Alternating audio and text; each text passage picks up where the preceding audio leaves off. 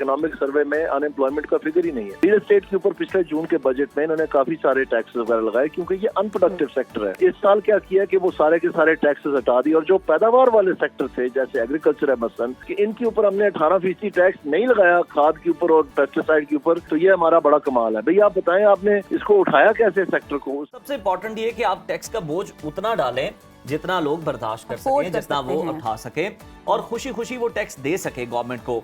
इस कदर टैक्स ज्यादा नहीं होना चाहिए कि उनको देते हुए भी मुश्किल लगे। और फिर होता यही है जन्नत, जो कि हम हमेशा से देखते हैं, लोग चोर दरवाजे ढूंढते हैं और नील जो है वो अपनी रिटर्न्स फाइल कर रहे होते हैं और वो बता रहे होते हैं कि जनाब हमारे पास तो है ही कुछ नहीं, हमने आपको क्या टैक्स देना। खैर, इसी तमाम तर सूरत-ए-हाल पर बात कर लेते हैं। हमारे साथ मौजूद हैं सीनियर सियासतदान और साबिक वफाकी वजीर चौधरी दानियाल अजीज साहब। दानियाल साहब, बहुत के वक्त का वेलकम टू सुनो पाकिस्तान।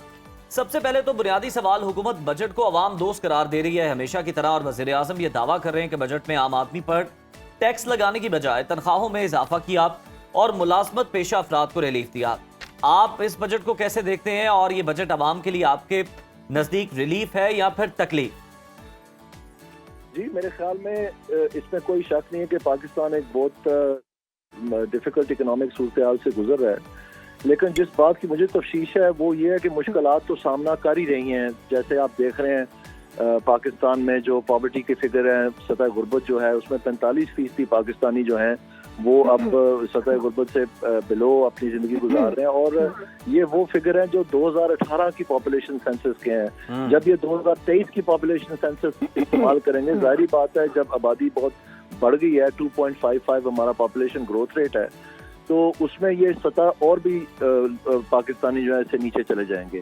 तो लेकिन प्रॉब्लम क्या है कि जब हुकूमत जो है आवाम से गलत बयानी करना शुरू कर देती है, यानी आप देखें जो 2023 का सेंसस है उसमें 22% अनएम्प्लॉयमेंट दिखाई जा रही है, 22%, जो कि अनहर्ड ऑफ है। और हुकूमत हमें जो है ना 5.5 बता रही है, वो भी पिछले साल की, और इस साल इन्होंने फिगर ही डिलीट कर दिया है, यानी इकोनॉमिक सर्वे में अनएम्प्लॉयमेंट का फिगर ही नहीं है। तो बेहतर यह होता कि ये बता देते अवाम को, क्योंकि इनकी अपनी वेबसाइट्स पे ये इन्फॉर्मेशन है सारी, तो बता देते और उनको बता देते अवाम को कि जी हमारा ये सूरत हाल है और इसमें से हम ऐसे ऐसे निकलेंगे, ताकि लोगों को इत्मीनान पैदा हो कि हमारी हुकूमत गोशा है। सिर्फ डिलीट कर देना तो कोई मकसद नहीं है ना, ये तो मतलब ये है कि आपके पास इसका मंसूबा बंदी ही कोई नहीं है, तो आप इससे भाग रहे हैं, बेसिकली जान छुड़ा रहे हैं, तो ये तो कोई तरीका नहीं है। और दूसरी बात ये है कि हुकूमत ने पिछली साल जब IMF का पहला प्रोग्राम का बजट बनाया ये जून में, तो उन्होंने उस वक्त हम स्टैंड बाय अरेंजमेंट में थे और उसके बाद सितंबर में ये EFF पास हुआ, तो उस वक्त इन्होंने पाकिस्तान को बताया कि जी असूली फैसला हमारा ये है कि हमने बराबरी की टैक्सेशन करनी है और अनप्रोडक्टिव सेक्टर्स को हमने डिस्करेज करना है, उनको भी टैक्स नेट में लाना है और हमने प्रोडक्टिव सेक्टर्स की तरफ जाना है। उसमें से सबसे बड़ा एक था वो रियल एस्टेट था।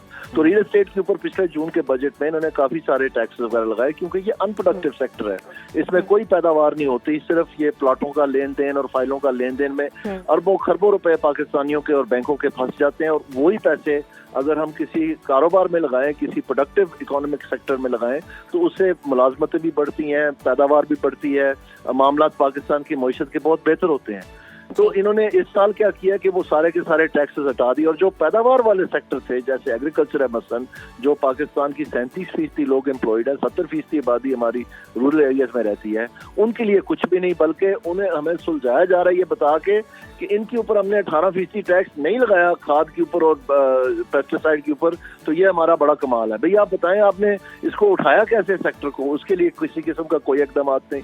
तो मैं समझता हूँ कि ये एक पॉलिसी रिवर्सल है। और आपको याद होगा PTI के दौर में ये जो PTI के सो कॉल्ड बानी है, उन्होंने ये बताया था कि रियल एस्टेट जो है ये सबसे बड़ा ब्लैकमेलर है और सबसे बड़ा जो है ना ये सेक्टर जो है ये हुकूमत को तंग करता है, और खुद भी वो उसी लपेट में आ गए जब उन्होंने ये जेलम में ज़मीनें ले ली और बनी गला में ज़मीनें ले ली एक रियल एस्टेट टाइकून से। तो ये रियल एस्टेट जो है इसमें इनके पास इतनी कैश लिक्विडिटी है, आपने देखा कि एक रियल एस्टेट कंपनी जो है उन्होंने PIA के लिए भी बिड कर दिया, तो आप इमेजिन कर सकते हैं कि हुकूमत के साथ ये क्या हैवक प्ले करे। लेकिन अच्छा, अगर हुकूमत की बात करें तो जहां पर हुकूमत ने क्रेडिट लेना हो वहां तो हुकूमत क्रेडिट लेती है। इन्फ्लेशन की बात करें तो वो दावा कर रहे हैं कि इन्फ्लेशन में जो है कमी वाकई हुई है। अब जो खबरें सामने आ रही हैं उसके मुताबिक जो पेट्रोलियम लेवी है वो 78 रुपए से 78 से बढ़ाकर 100 रुपए फी लीटर करने जा रही है, जबकि पेट्रोलियम मसनूआत पर कार्बन लेवी भी लगाने की तजवीज़ है। अगर पेट्रोल महंगा होगा तो हम सब जानते हैं कि महंगाई में भी इजाफा होगा। तो इस साल आपको लगता है कि जो पिछले साल महंगाई में इजाफा नहीं हुआ था तो इस साल हो जाएगा? मेरे ख्याल में जी जो ये मीन में हम निकालते रहते हैं ना कि 2 रुपए इधर 4 रुपए इधर, ये एक गुफ्तगू है, ये भी होनी चाहिए। लेकिन जो बड़ी बात मैं करना चाहता हूँ वो ये है कि हमारी जो ये तीनों सियासी जमातें हैं उसमें पीटीआई पेश है और पीपीपी और जो नून लीग है, इनकी जानब से अगर हम ये उम्मीद रखें कि पाकिस्तान के मसाइल का ये बड़े पैमाने पे हल निकालेंगे, ये मेरे ख्याल में नामुमकिन है। सबसे बड़ी वजह उसकी ये है कि इनकी इकोनॉमिक सोच ही कोई नहीं। आप बताएं मुझे कि जो पीपल्स पार्टी है उनका फाइनेंस मिनिस्टर कौन है? अगर सुबह उनको हुकूमत मिल जाती है तो बिलावल साहब के जो इकोनॉमिक आइडियाज हैं वो क्या है, किसी को पता है? और इसी तरह से पीटीआई जो असद उमर को बड़े धूमधाम से लेके आए कि पहले 6 महीने में खुद ही उन्होंने ज़िबा कर दिया उसको, और फिर मांगे के जो हफीज शेख साहब एक्चुअली पीपल्स पार्टी के मांगे के थे 2008 में, उनको ले आए, और फिर मांगे के शौकत तरीन साहब जो पीपल्स पार्टी के पहले ही मांगे के थे उनको ले आए। तो इनके पास तो कोई है ही नहीं, आज बता दें कौन है। और इसी तरह से नून लीग है, इनके बड़े धूमधाम से ये जब न्यूक्लियर टेस्ट हुए थे तो उस वक्त हादसाती तौर पर डार साहब को बना दिया था, क्योंकि सरताज अजीज साहब ने फॉरेन एक्सचेंज के ऊपर कोई बेहतर मैनेजमेंट नहीं की थी, तो इनको हादसाती तौर से कॉमर्स मिनिस्ट्री से ले आए और उसके बाद ये उसमें पक्के हो गए। फाइनली इनकी क्वैकरी ने पाकिस्तान को उस नहज पे पहुंचा दिया कि पाकिस्तान की इकोनॉमी जो है डिफॉल्ट की तरफ जा रही थी, तो फिर इनको वहां से हटाना पड़ा। तो अब आप मुझे बताएं कि ये जो मांगे के लेके आए औरंगजेब साहब, इनके पास कौन सा फाइनेंस, कौन सी थिंकिंग है? असल में तो नून लीग है, उनकी जो हायरार्की है वो तो इस सारे प्रोग्राम के खिलाफ है। उन्होंने तो स्टीवन डरकन प्लान जो अगस्त 14 को लॉन्च होना था वो नहीं करने दिया, और फिर आके दिसंबर में उन्होंने उड़ान प्लान ले आए, और फिर जनवरी में वो स्टीवन डरकन प्लान भी अनाउंस कर दिया, वो प्राइम मिनिस्टर के वेबसाइट पे चढ़ा दिया। तो इसलिए ये टोटल कंफ्यूजन है। और ये देखें, सिर्फ ये नहीं है, सूबाई सतह पर आप देख लें, मतलब ये है कि हमारा जो सेवियर है पाकिस्तान का, हमारी रीढ़ की हड्डी, वो एग्रीकल्चर है। तो बजाय इसके कि एग्रीकल्चर को प्रमोट किया जाए, चेचा के उसको अपने हाल पे ही रहने देते, वो भी नहीं हो सका, बल्कि इन्होंने क्या किया कि उसकी तबाही में पेश थे। ये 3,900 रुपए की फी मन जो इन्होंने वादा किया था, आखिरी दिन तक वादा करते रहे गंदम के हवाले से कि जी हम आपसे ये खरीदेंगे, और उसमें क्या हुआ कि जब टाइम आया हुआ तो आखिरी दिन उनको कह दिया कि जी 1 टका भी नहीं हमने देना आपको। तो उसके बाद जब अगला साल आया, ये जो पिछला साल अभी गुजरा है, ये फरवरी में जो हार्वेस्टिंग सीजन गया है, उसमें क्या किया इन्होंने कि दिसंबर से अपने जो स्टॉक्स थे वो मार्केट में रिलीज करने शुरू कर दिया एट बिलो मार्केट प्राइसेस, ताकि ये दबी रहे कीमत और काश्तकार को फिर कुछ ना मिले। तो इस तरह से आपकी ग्रोथ जो 6.1% पाकिस्तान को बचाने वाली थी एग्रीकल्चर की, वो वेदर की वजह से नहीं, ये पॉलिसीज की वजह से नीचे आई है। और अब बिल्कुल ये पॉलिसीज का फेलियर है और बहुत ज्यादा कंफ्यूजन है, जिसका आप भी जिक्र करें। एक और कंफ्यूजन है दानियाल साहब, टैक्स महसूलात हुकूमत के लिए एक बहुत बड़ा चैलेंज बन चुके हैं। विफाकी बजट में एफबीआर के महसूलात का तखमीना जो मुकर्रर किया गया है और रवा माली साल से 18% ज्यादा मुकर्रर किया गया है, कि आपको लगता है कि एफबीआर ये टारगेट अचीव कर पाएगा? टैक्स नेट बढ़ाना हुकूमत के लिए आखिर चैलेंज क्यों बन चुका है? मेरे ख्याल में जी जो इस साल इनको रिलीफ मिली है कि जो स्टेट बैंक के मुनाफे में 2.4 ट्रिलियन रुपीज इजाफी हुकूमत पाकिस्तान को हासिल हुए हैं, जो कि अनोमलस है, यानी ये हर साल नहीं होना। ये एक माजी के जमा थे कुछ, और कुछ जो है वो हाई इंटरेस्ट रेट की वजह से ये आ गए।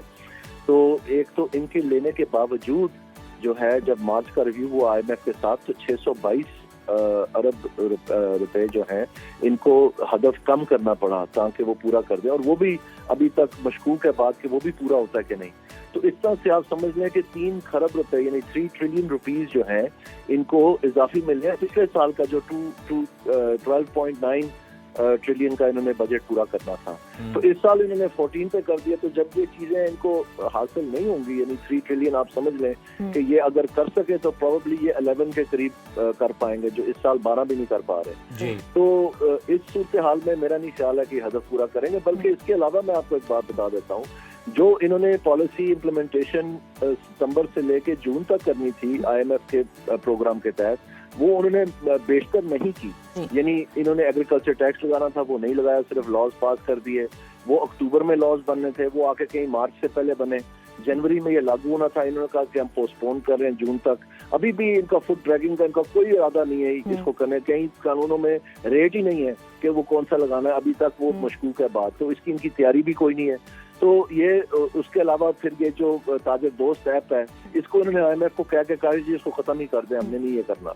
तो अगर रिटेल नहीं है तो एग्रीकल्चर नहीं है, तो फिर रियल एस्टेट के इन्होंने सारे टैक्सेस अभी वापस कर दिए हैं, तो रह क्या गया आपने? तो इनसे ये पूरा हदफ नहीं होना, और जून के बाद इनसे इम्प्लीमेंटेशन भी कोई नहीं होनी। मैं नून लीग को बहुत अच्छी तरह जानता हूँ, इन्होंने इस चीजों से भाग जाना है, और ये पाकिस्तान में हमारा फन रहा है। पिछले 25 प्रोग्राम अब होने को जा रहे हैं, अगर आप ये क्लाइमेट चेंज और रेजिलियंस का प्रोग्राम इंक्लूड कर दें एज द 25th, तो 24 पहले थे, 25वां ये है।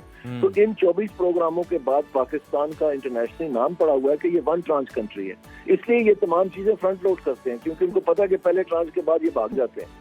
तो ये हमारा महवर है, ये हमारा फन है, हमारी इंतजामिया ये काम करती है, 25 दफा हमने किया है। अभी ये फिर तैयारी कर रहे हैं। मैं आपको बता रहा हूँ कि ये जून के बाद इनकी इम्प्लीमेंटेशन जो है वो बहुत बड़ा, मैं बता रहा हूँ, क्योंकि पॉलिटिकली नून लीग की लीडरशिप जो है वो इसके साथ को रिलीफ देने की बात आती है, तो हमारे जो विफाकी वजीर खजाना साहब हैं वो कहते हैं कि ये कर्ज की बिना पर हम दे रहे हैं, कर्ज हमारे पास आ रहा है तो हम आवाम को रिलीफ दे रहे हैं। सोचने की बात यह है कि अवाम तो टैक्सेस दे रहे हैं, आपने ऐसी पॉलिसीज भी बनाई, ऐसे तरीक़ाकार भी बनाए कि आप आवाम से अच्छा खासा टैक्स ले रहे हो, उसके बाद भी हुकूमत का ये कहना कि उन टैक्सेस की बुनियाद पे नहीं, कर्ज की बुनियाद पर हम आपको रिलीफ दे रहे हैं। तो हमारे साथ दानियाल अजीज साहब मौजूद थे। सर बहुत शुक्रिया सुनो पाकिस्तान को वक्त देने के लिए।